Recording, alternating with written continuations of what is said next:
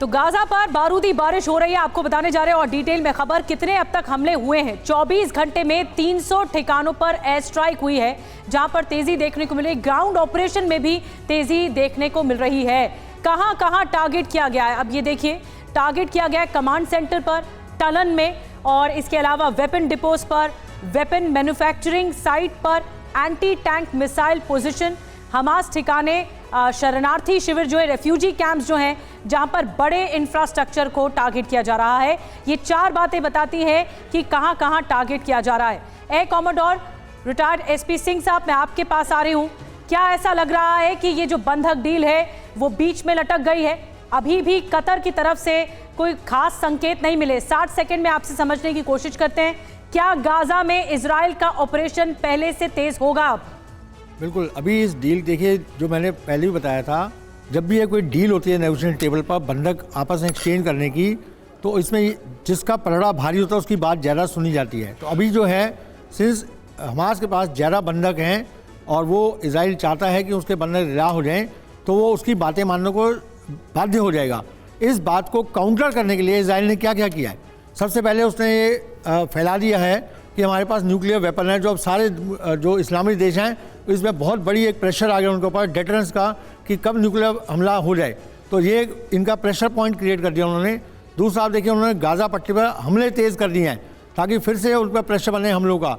तीसरा, उन्होंने जो सुरंगें हैं उनके अंदर गटर का पानी छोड़ दिया है, जहाँ से जो हवा जो है वो प्रदूषित हो जाएगी, और फिर जो अंदर के टेररिस्ट छुपे हुए हैं उनको या तो मारे जाएंगे, बाहर निकलना पड़ेगा। तो इस तरह की बड़ी सारी चीज़ें। और उसके बाद मोसाद को नेतन्याहू ने बोल दिया है कि ये जो हमास के लीडर हैं, कहीं भी देश दुनिया के किसी भी कोने में, उनको ढूंढ के उनको ख़त्म करो। ये 4 प्रेशर क्रिएट करके उन्होंने पलड़ा अपनी तरफ झुका लिया है। इसी कारण से हमास फिर से रीथिंक कर रहा है कि इसको नेगोशिएशन कैसे किया जाए। बिल्कुल, और इजराइल की निश्चित तौर पर चिंता ये तो है ही कि 4 दिनों के युद्ध विराम के दौरान कहीं हमास अपने आप को रीग्रुप ना कर ले।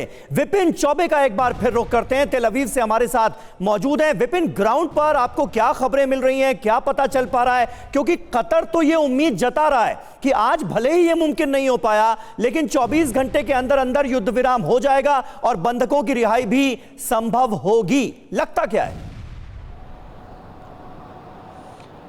नहीं समीर, मुझे नहीं लगता, क्योंकि जो देखिए मेरे सोर्सेस मुझे ब्रेकिंग्स दे रहे हैं और मुझे इंफॉर्मेशन पास ऑन कर रहे हैं, वो इंफॉर्मेशन ये कहती है कि हमने इस पर कोई फैसला नहीं लिया है। हमास की नई शर्त जो है हम वो नहीं मानेंगे। इजराइल ने बिल्कुल साफ तौर पर इस बात को मेंशन किया है अपने स्टेटमेंट में, जो हमें आईडीएफ के अधिकारियों के द्वारा भेजा जा रहा है। वो इस साफ तौर पर कह दिया गया कि हम कोई नई शर्त को नहीं मानेंगे।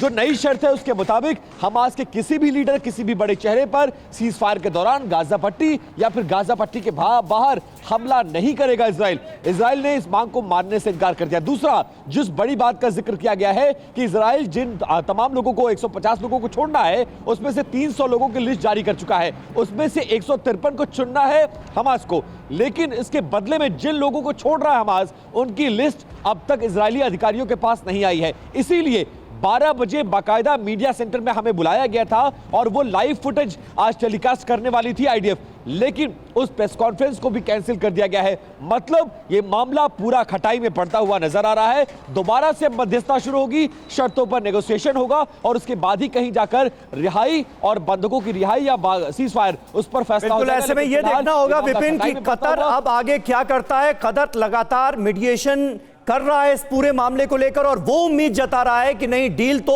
होकर रहेगी, लेकिन ग्राउंड पर ऐसी स्थितियां नजर नहीं आ रही। निधि, बिल्कुल सही कह रहे हैं आप विपिन, शुक्रिया आपका ये ताज़ा हालात बताने के लिए कि किस तरह अब दोबारा मध्यस्थता की जाएगी।